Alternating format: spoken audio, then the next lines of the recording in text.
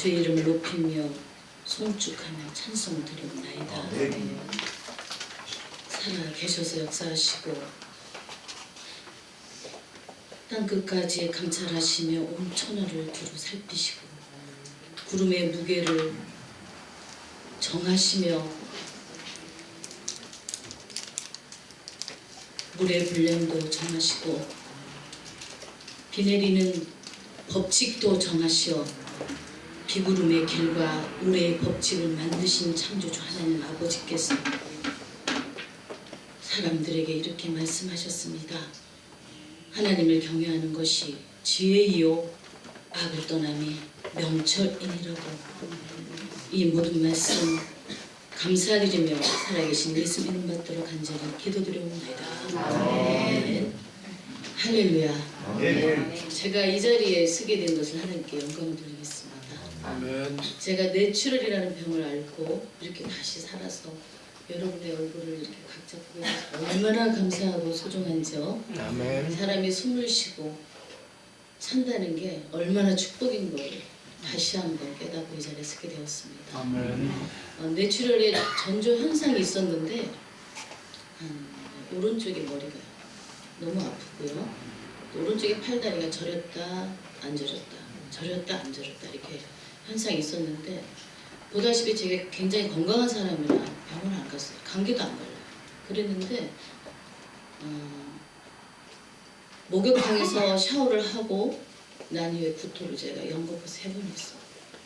그 구토가 최소한 구토가 아니었어요. 속이 완전히 뒤집어져가지고 창자가 끌어올리는 그런 구토를 연타 계속 3번 했어요. 저 도저히 안 되겠다. 이대로 가다가 제가 죽을 것 같아요. 근데 구토를 하고 나면 머리가 완전히 뇌압이 생겼나 봐요. 그때는 그런 용어를 몰라가지고 너무 무거운 거야.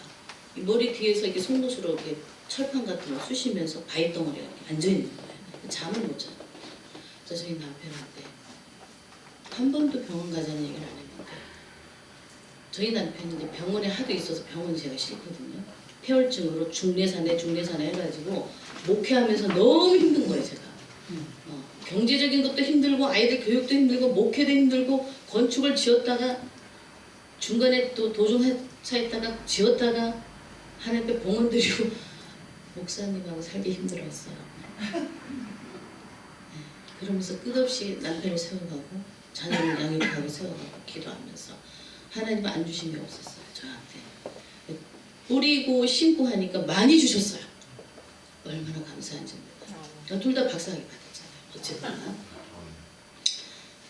그래서 이제 그런 고통을 이겨내서 그런 스트레스도 있었지만 예수 믿고 우리가 하나님의 축복된 자녀로 또 주의 종의 반열로 가기 때문에 스트레스 안 받았어요. 주님께 풀면 되니까. 근데 제가 스트레스 안 받았다고 하는 이것이 스트레스를 받은 것 같아요. 그래가지고 남편이 하도 일을 저질러가지고 감당을 못하니까 뒷감당하다가 스트레스 받은 것도 혼자서 막 혼자서 조글조글 그랬던 것 같아요. 제가. 그래서 이제 그랬는지 병원을 가게 됐어요. 동네 병원을 가게 되니까 제가 아픈 경위를 여차저차해서 설명을 드렸더니 엑스레이를 한번 찍어보자. CT 촬영을 해보자. 했더니 의사가 깜짝 놀라요. 제 소견으로는 자기의 소견으로는 뇌출혈인 것 같습니다. 빨리 큰 병원에 가셔야 되겠습니다. 청청날벼락 같은 얘기를 하는 거예요. 그래서 저희가 차가 있으니까 직접 가겠다 그랬더니 아니에요. 꼼짝하지 마세요. 분초를 지금 다루기 때문에 가다가 죽을 수도 있다는 거예요. 이미 터졌기 때문에. 그래서 앰뷸런스를 이제 불러서 10분 만에 길병원에 갔습니다. 근데 그 길병원이 간호원 그 파업에 들어가가지고 딱 겹친 거예요. 저희가. 근데 응급실에 들어갔는데 72명이나 뭐 대기 상태가 있었어요. 왜냐면 그만큼 병원에 가니까 왜 이렇게 아픈 사람이야? 줄을 서서 들어갈 수가 없는데 뇌출혈 환자는 특혜로 먼저 들어갔어요. 그래서 뭐 4-5명이 달라들어가고 뭐 옷을 벗기고 환자분 가리고 뭐 위에다가 능계로 달고 막 정말 난리 법석을 쳤는데 담당 교수님은 5분만 오더래요. 아마 근처 어디 집이 있으신 것 같아요. 그래서 보호자가 누구냐 해서 김우중 목사님 남편이 빨리 오시라고 하면서 뭐가 어쩌고 저쩌고 뭐 수술을 빨리 지금 들어가야 되는데 5분에서 10분 전 수술 준비가 되어 있어요. 수술실이 많잖아요, 대병원에는. 들어가서 이제 뭐 잘못됐을 경우 병원에 책임을 안 지겠다는 보호자의 그 사인 그거 하는 거였어요. 그러니까 얼마나 놀라셨겠어요. 너무 놀라신 건데 저도 환자복을 입고 제 위에다 퍼브리시를 놓더니 막 사인 안 하는 거예요. 애 안 부르겠다 사인 막 해서 왜냐면 사인을 안 하면 수술을 안 해주기 때문에 사인을 할 수밖에 없었어요. 정말 그 시간이 5분 10분도 안 돼요. 바로 직행했어요. 수술실 가서 직행했는데 4-5명이 저한테 막 붙어가지고 자기네께 쓰는 용어 있잖아요. 막 맥박제고 뭐제고 막 체온제고 막 하더니 남자 그 의사 선생님인데 그 의사 선생님이 마취 의사 선생님 같아요. 그래서 선생님 죄송한데 저를 막 심도 있게 이제 다루시더라고요. 혹시 제가 그 옛날처럼 하나하고 둘하면 둘 쉬어서 수술하게 되나요? 그랬더니 아닙니다. 들어갑니다 하면 환자분은 잠을 주무시게 될 겁니다. 이렇게 얘기하시는 거예요. 그래서 제가 딱 계산했어요. 그랬더니 불과 1분, 2분 정신을 차리고 있는 시간이 그것밖에 안 될 것 같아요. 제가 웃으면서 수술실 들어갔지만 너무 긴박한 상황이에요. 여러분들도 알다시피 수술실 어때요? 분위기가 어떠냐고요. 완전히 압도당한 거예요. 거기서 제가 눈물을 흘렸어요. 뭔지는 모르겠지만 어떻게 진행될지 모르겠지만 아무리 의학이 좋아도 제가 이대로 마지막에 진짜 저렇게 잘생긴 남편 시간만 나면 말씀만 보는 남편 저희 남편은 정말 칭찬할 게 많아요. 아멘. 사업도 잘해요. 목사가 사업도 잘해요. 목회도 잘했어요. 건축을 2번이나 지었어요. 상동에서 300평짜리 하다가 망해서 쫄딱 망했어요.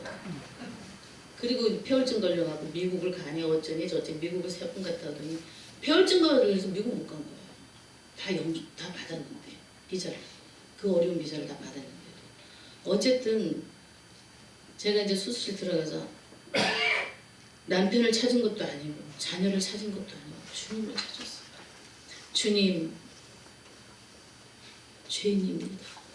제가 죄인이에요. 제가 왔어요.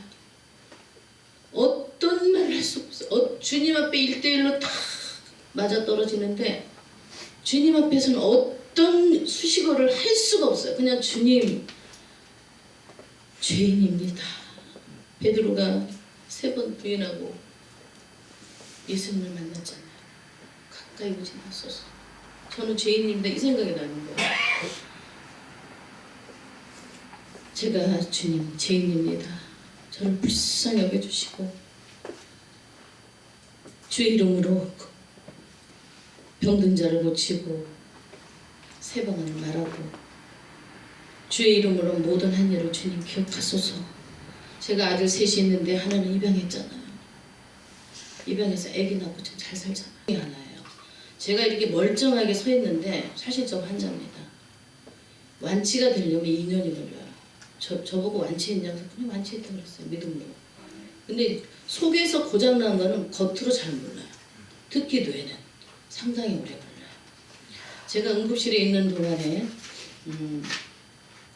10올 있었어요. 10올 있었는데 2주간이잖아요. 일주일은 사경을 헤맸어요. 거의 죽음이에요. 이게 머리 아픈 게 이제 어느 정도 표현을 해야 되냐면 뇌압이 생겨가지고 이렇게 아픈 거예요. 뇌 그 안에 들어간 혈관이 팽창해져가지고 전체 신경을 다 건드리기 때문에 머리 아프면 그냥 차라리 죽는 게 나아요. 너무 아파서. 그러니까 생을 포기하고 싶은 생각이 한두 번이 아니었어요. 그때마다 예수 이름 떠나가라, 예수 이름 떠나가라. 얼마나 쫓아내나 수백 번을 쫓아냈을 거예요. 너무 아프니까. 그런데 그 한 주간은 그렇게 사망의 길을 제가 걸었습니다. 그리고 이제 시편 23편을 계속 낭독을 했어요. 영어로. 요한은 나의 자신, 내가 부족한 목소리도 계속 시편 23편이 얼마나 좋은지 몰라요. 저희 집에 거실 앞에 액자 입담하는 게 있어요. 시편 23편. 너무 좋습니다. 그 말씀 위로를 삼고 계속 있는데 일주일이 저한테는 이제 아주 중요한 시간이에요. 일주일을 잘 극복을 해야 살 수 있어요. 그러니까 의사하고 간호사들이 번갈아가지고 저한테 붙어가지고 시간마다 체크를 하더라고요. 그 일주일 한동안 하루가 항생제, 또 진통제 안 들을 때가 있었어요. 그날이 어떤 날이었냐면 최고로 아플 이 그래프를 그리면 최고 탑에 그 진통제를 더 써야 되는데 인턴이 잠을 자고 전화를 안 받는 거예요. 간호사 계속 전화를 하는데 거기서 그 써라라는 지시가 떨어져야 저에게 주사약을 투하할 수 있는데 간호사가 마음대로 할 수 없잖아요. 근데 그날 전화를 안 받아. 인턴도 너무 피곤하더라고요. 의사들이 너무 불쌍하더라고요. 잠을 못 자요. 그때 쟤는 생으로 1시간 반에서 2시간 정도 거의 죽음을 더 맛보게 된 거예요. 잠이 얼마나 아프면 잠을 못 자는 거예요. 등에서는 불이 나가지고요. 아이스팩 있죠? 팩을 4개, 5개를 번갈아 제가 이러고 있는 거예요. 그거 아니라고 잠을 못 자요. 열이 너무 나. 새벽에 거의 열이 뭐 보통 38도, 39도예요. 이게 열나서 못 사는 거예요. 그래서 죽는 것 같아요. 그래서 제가 막 눌러가지고 아이스팩 달라. 그럼 아이스팩 좀 있으면 막 녹아요. 그럼 뒤가 축축하잖아요. 그거 막 번갈아 여기 정신이 좀 있으니까 번갈아 왔다 갔다 교체하면서 밤을 꼬박 새는 거예요. 그날 제가 너무 힘들어가지고 잠깐 꿈을 꿨는데 아주 그 습한 데 있죠. 아마 제가 그래서 꿈을 꾼 것 같아요. 습한데 아프리카 무슨 그런 것 같아요. 습한데 막 동물 소리, 울음소리가 나는데 뱀소리, 호랑이 소리, 사자 소리, 또 원숭이 소리, 닭 소리도 아니고 새 소리도 막 좋은 소리 아니고 너무나 기분 나쁜 소리가 너무나 들려왔기 때문에 그 아픔 중에 그 소리 때문에 깼다니까요. 아니 잠깐 정신을 잃고 자야 되는데 그 소리가 너무 나서 제가 깼어요. 물론 제가 기도를 했어요. 하나님 평소에도 천국과 지옥은 안 해서 천국을 보여주려고 하나님이 까꾸로 지옥을 지옥을 보여주시더라고요. 그 소리가 너무 커서 제가 잠을 깼어요. 두 번째 또 이렇게 비몽사몽간에 잠이 들었는데 제가 하여간 어디론가 가야 돼요. 거기를 가야 되는데 이따만한 구렁이가 6마리가 못 가게 막고 있는 거예요. 제가 그런 거 처음 봤어요. 너무나 선명해요. 지금도 기억이. 구렁이가 이따만한 그렇게 보셨어요? 계시록에 나오는 용 같은 구렁이 이따만한 6마리가 딱 보더니 내가 지나가니까 6번째가 누런 구렁이가 고개를 휙 돌리면서 저를 쳐다보는데 그 눈빛이 너무 무서운 거예요. 그래서 안 되겠구나. 이 구렁이를 내가 피해서 그 길을 내가 꼭 가야 할 어떤 목적이 있기 때문에 가야 되는데 그 구렁이가 많아서 못 가는 거예요. 그래서 제가 속으로 그랬어요. 그때도 꿈속에서도 내가 무슨 일 하는데 이렇게 원수, 사탄, 마귀들이 방해를 하는 거냐. 예수로 떠나가라 막 그랬어요. 그래가지고 제가 이제 도망왔는데 왼쪽으로 도망갔는데 왼쪽에 와 있는 거예요. 그래서 안 되겠다. 네가 이쪽에 있어서 그럼 내가 오른쪽으로 도망가더라. 오른쪽으로 막 도망갔는데 미리 와 있는 거야.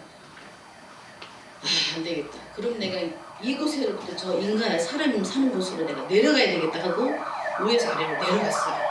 그래서 집들은 많지 않은데 한 집이 있었어요. 그 집이 이제 서라고 이렇게 옥타브가 있는 그런 집인데 썬팅로를 이렇게 보니까 사람이 있는 거예요. 근데 목사님 3분이 계신 거예요. 저희 목사님 친구분인데 저는 알 것 같았어요.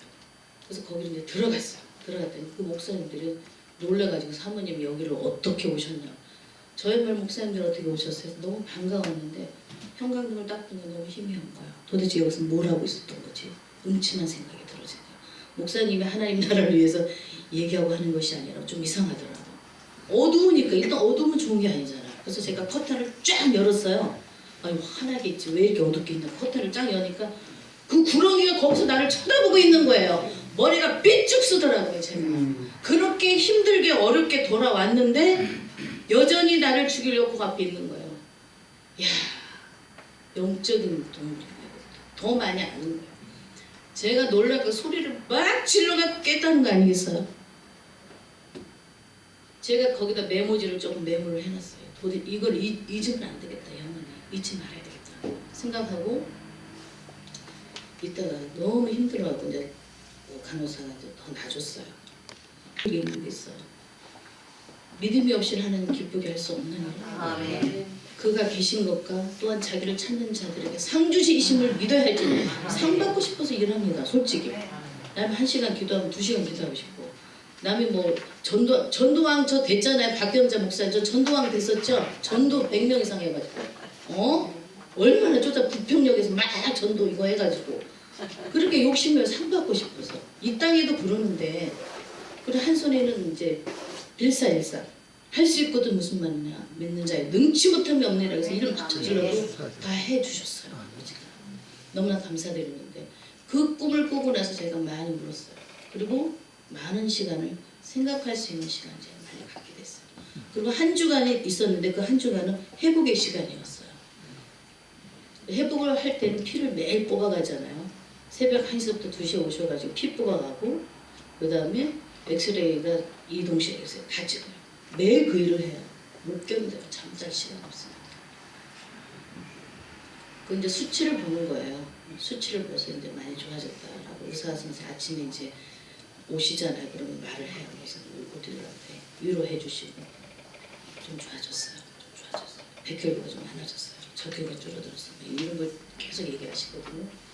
피 뽑는 게 나쁜 건 뭐라고 말을 해야 될지 아무 말도 할 수가 없는 거야. 주여 불쌍히 여겨주소서 이것밖에 할 수가 없어요. 그리고 세 번째 마태복음 10장 32절 33절 누구든지 사람 앞에서 그를 시인하면 나도 하늘에 계신 아버지 앞에서 너 그를 시인할 것이요 누구든지 사람 앞에서 그를 부인하면 나도 하늘에 계신 아버지 앞에서 그를 부인하리라. 저기 시인과 부인이 강하게 에리드처럼 저한테 왔어요. 우리가 이렇게 살아가는데 얼마나 제가 감사하죠. 남편도 새롭게 보이고 자녀도 새롭게 보이고 세상도 새롭게 보이고 숨쉬고 있는 것만 해도 감사합니다. 아멘. 거기다 또 복까지 주셨어요. 몸을 얼마나 많이 드러냈는지. 할렐루야. 복덩어리입니다. 하나님 그런 하나님이세요. 아멘. 얼마나 감사한지. 심어야 돼요. 자꾸 심어야 되고 뿌려야지 나오는